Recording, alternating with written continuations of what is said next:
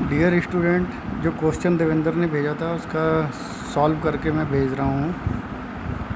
Question में दिया हुआ था स्क्वायर प्रिज्म, एक स्क्वायर प्रिज्म है जिसकी साइड क्या है 30 mm की है, ठीक है। और उसका जो फलक है, मतलब जो रेक्टेंगुलर सरफेस है उसकी, वो वीपी से क्या है 35 डिग्री के कोण पर झुकी हुई है। और उसमें एक कटिंग प्लेन चलाना है जो एचपी से 30 डिग्री के कोण पर चल रहा है और अक्ष को मध्य बिंदु पर काट रहा है। तो हमने प्रोजेक्शन ऑफ सॉलिड में भी पढ़ा है। सबसे पहले स्क्वायर प्रिज्म का क्या ड्रॉ करेंगे हम लोग, true shape of base, true shape of base. तो ड्रॉ करने के लिए हमें पता है स्क्वायर प्रिज्म है, तो इसके जो बेस होगा ट्रू शेप का, ठीक है, जो बेस की ट्रू शेप होगी कैसी होगी, वर्गाकार होगी, ठीक है। तो सबसे पहले हम एक रेफरेंस लाइन खींच लेते हैं, एक्स और वाई, रेफरेंस लाइन खींच ली, ठीक है। मान लिया यहाँ वीपी है, यहाँ एचपी है, ठीक। तो कह रहा वीपी से 30 डिग्री के कोण पर, ना वीपी से 35 डिग्री के कोण पर झुकी हुई है। जो हमारी ट्रू शेप ऑफ बेस है उसका एक साइड जो है वीपी से 35 डिग्री के कोण पर झुकी हुई है। तो वीपी का जो एंगल है किस में दिखेगा, एचपी में दिखेगा। तो एचपी हमारा यहाँ नीचे है, तो हम इसके एक्स वाई के पैरेलल एक लाइन खींच लेंगे, ठीक है। ये सब लाइट वर्क करेंगे और यहाँ से 35 डिग्री का कोण बनाते हुए, ठीक है, यहाँ से एक 35 डिग्री का कोण बना लिया। और ये हमारा इसको प्रकार से 30 mm की साइड काट ली, क्योंकि हमारी जो स्क्वायर प्रिज्म की साइड है कितनी है 30 mm, ठीक है। 30 mm मान लिया यहाँ पे आ गया। अब यहाँ से 90 डिग्री के एंगल पे 30 mm की एक और खींचेंगे, यहाँ से भी 30 mm की एक और खींचेंगे 90 डिग्री के एंगल पे, और इसको मिला देंगे। तो हमारा ये क्या बन गया, ये हमारा क्या बन गया, ट्रू शेप ऑफ बेस। इसको नाम दे दिया कोई सा भी, मान लिया हमने ए बी सी और डी दे दिया, ठीक है। अब इन सब के प्रोजेक्शन रेफरेंस लाइन तक ले लो, क्योंकि आधार भुजा में स्थित है। सारे के प्रोजेक्शन हमने कहाँ ले लिए,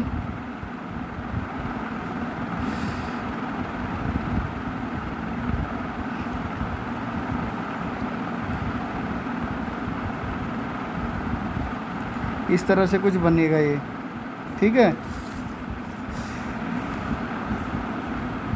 इसकी जो ये सेंटर पॉइंट है यहाँ से ये अक्ष जाएगी, इसको अक्ष को दे दिया हमने ओ।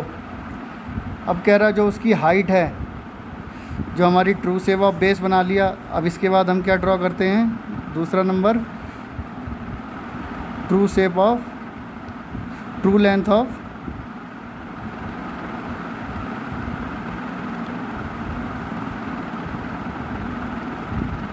सॉलिड। सॉलिड की अब क्या बनाएंगे, ट्रू लेंथ बनाएंगे। और ट्रू लेंथ कितनी दी हुई है, 60 mm का उसकी हाइट है। तो यहाँ जो ये है, यहाँ से अक्ष से 60 mm ऊपर गए,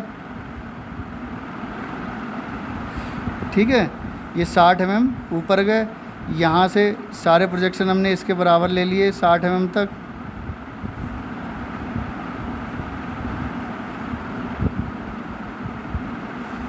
और इन सबको मिला दिया, ठीक है।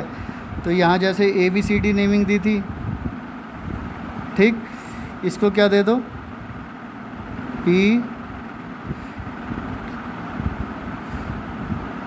क्यू आर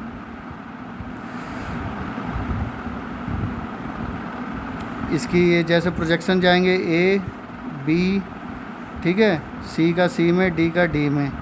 उसी तरह यहाँ पे क्या हो जाएगा, पी क्यू आर कहाँ पे आएगा, यहाँ पे, और एस कहाँ पे आएगा, यहाँ पे। तो ये हमारा ट्रू लेंथ ऑफ सॉलिड भी बन गया, ठीक है। अब हमें क्या चलाना है, कटिंग प्लेन। उसके लिए जो नियम बताए थे कि सबसे पहले जो आउटर हैं उन सबको डार्क कर लेंगे, ठीक है। तो आउटर डार्क कर लेंगे, उसके बाद उसका जो बेस है ABCD और PQRS, क्योंकि प्रिज्म में 2 बेस होंगे, एक ऊपर और एक नीचे, ठीक है। तो ऊपर वाले बेस को और नीचे वाले बेस को डार्क कर लेंगे, ठीक। ये प्रोसेस होता था, लेकिन अभी हम इसलिए ये पूरा डार्क नहीं कर रहे हैं क्योंकि अभी हमें क्या करना है, कटिंग प्लेन चलाना है।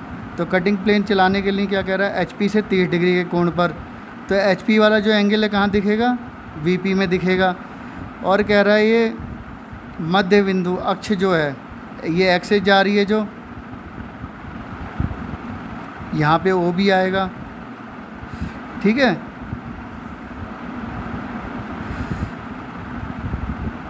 यहाँ पे ये सब डैश में दिखाई देंगे।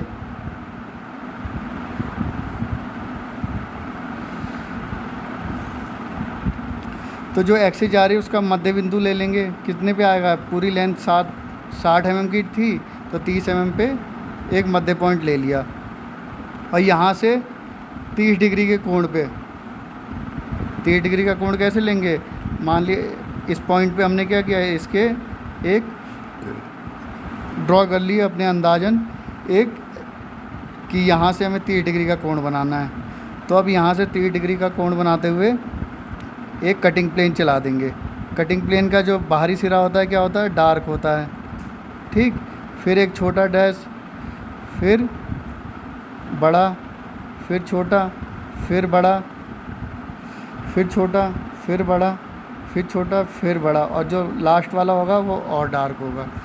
तो ये हमने चला दिया, ठीक है। ये 30 डिग्री के कोण पे हमने एक जो सेक्शन प्लेन था उसको चला दिया है।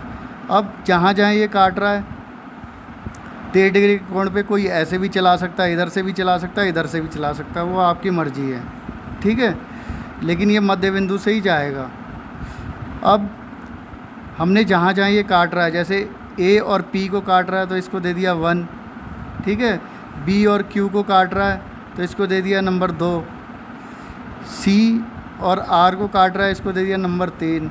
और D और S को जो काट रहा है उसको दे दिया नंबर 4, ठीक है। अब देखो, जैसे इसमें कहता सेक्शनल टॉप व्यू बनाने को, ठीक है। तो सेक्शनल टॉप व्यू बनाने के लिए हम इसके प्रोजेक्शन नीचे लाते जहाँ जहाँ ये कटिंग पॉइंट चल रहे हैं, लेकिन हमें क्वेश्चन में कहा नहीं है कि सेक्शनल प्लेन बता दे रहा हूँ ताकि आपका पिछला जो सेक्शन ऑफ सॉलिड था उसका भी एक पॉइंट क्लियर हो जाएगा दोबारा से। तो सारे पॉइंट का प्रोजेक्शन नीचे लाते, जैसे 1 का नीचे लाते, फिर 2 का नीचे लाते, मान लिया ये 1 का ये नीचे लाए, ये यहाँ पे ही मिल रहा है, 2 का नीचे लाए, ये यहाँ मिल रहा है B, फिर 3 का नीचे लाए तो ये यहाँ पे मिल रहा है C पे, फिर 4 का नीचे लाए, ये मिल रहा है D पे। तो सारे पॉइंट क्या मिल रहे हैं, उसी कॉर्नर पे मिल रहे हैं बेस के, जहाँ पे पहले से हमने उसकी ट्रू शेप और बेस ड्रॉ करी थी। तो जब यहीं पे सारे मिल रहे हैं तो ये पूरे को हम हैचिंग लाइन के द्वारा दिखाएंगे, जो हमारा क्या होगा, सेक्शनल फ्रंट व्यू, क्योंकि HP में फ्रंट व्यू दिखता है। और जो हमारा वो है, जो सेक्शनल व्यू को दिखाते हैं हैचिंग लाइन से, हैचिंग लाइन कैसी होनी चाहिए, 45 डिग्री के एंगल पे झुकी हुई होनी चाहिए, ठीक है। तो 45 डिग्री के एंगल पे झुकी हुई यहाँ हैचिंग लाइन बना देंगे, जो एक दूसरे से क्या होगी, 2 या 3 mm की दूरी पे होगी। यूनिफॉर्मिटी होनी चाहिए इसमें, ठीक है, मतलब यूनिफॉर्म, देखने में यूनिफॉर्म जैसा लगना चाहिए कि क्या नाम है, दूरी ये नहीं कि कहीं पे 1 mm हो गई, कहीं पे 2 mm हो गई। अंदाज़न आप इसके 45 डिग्री के कोण पे झुके हुए हैचिंग लाइन के द्वारा इसको दिखा देंगे। अब लास्ट वाला जो बचता है, हमने कटिंग प्लेन भी चला दिया, पॉइंट भी आ गए। अब क्या दिखाना है हमें, जो इसकी लेटरल सरफेस का डेवलपमेंट करना है। इसको आगे बढ़ा लेते हैं, y यहाँ लिख देते हैं, ठीक है। तो अब देखो इसकी सर्कमफ्रेंस क्या होगी, इसका जो परिधि होगी, परिधि कितनी होगी, ABCD। हमें पता है किसी भी अगर स्क्वायर है तो उसकी परिधि निकालने के लिए हम उसकी सारी साइडों को जोड़ देते हैं, ठीक है। तो एक साइड कितनी थी, 30 mm की थी, या 4 इंटू साइड, जो भी कह लीजिए। तो हमने इसको क्या किया, इसको इस तरह से दिखा दिया। अब 30 30 60 और 60 120, इसकी परिधि निकालेंगे तो कितनी हो जाएगी 120। तो यहाँ से कोई भी एक पॉइंट ले लेंगे, यहाँ से 120 की एक लाइन एक्स वाई पे ड्रॉ कर लेंगे। ठीक है, 120 की हमने इसकी लेटरल सरफेस का डेवलपमेंट करना है, हमने ये खींच लिया। अब 60 mm हाइट पे यहाँ से कितना जाएंगे 60 mm ये गए, और यहाँ से भी हमने 120, क्योंकि प्रिज्म में हमें पता है एक नीचे बेस होगा एक ऊपर बेस होगा, तो दोनों बेस दिखाने पड़ेंगे। ठीक, ये हो गया। अब 30-30 mm पे निशान लगा लेंगे, 1 2 3 और 4। ठीक है, क्योंकि 4 भुजाएं हैं तो इसको नेमिंग दे देंगे। ये नीचे वाले बेस की नेमिंग क्या है, ए है, बी है, सी है, डी है। देखो ए बी सी डी आया, डी के बाद दोबारा क्या है ए, ये जो लास्ट वाला है ये भी तो ए से जुड़ेगा, तो इसको फिर क्या लिख देंगे ए। ठीक है, इसको कैपिटल से दिखा दो, इसे कैपिटल से दिखा देते हैं, क्योंकि सब इधर हमने स्मॉल से दिखाया था, इसको कैपिटल से दिखा देते हैं। ठीक है, और इसके ऊपर जैसे यहाँ से अब क्या करेंगे, इसके पैरेलल अपने एमडी को सेट करेंगे और यहाँ से वर्टिकली लाइन खींच देंगे। तो ये 4 पार्टों में डिवाइड हो गया। अब ऊपर वाले बेस का नाम क्या है, पी क्यू आर एस और फिर पी, ये हो गया। ये तो अगर कटिंग प्लेन नहीं चलता तो ये इसकी सरफेस का डेवलपमेंट इस तरह दिखाई देता है ये।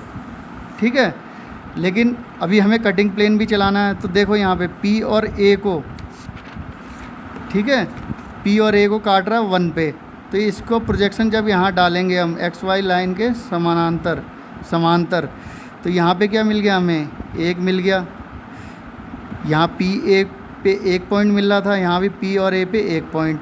फिर बी और क्यू पर 2 मिल रहा है, तो बी और क्यू को यहाँ 2 दे देंगे।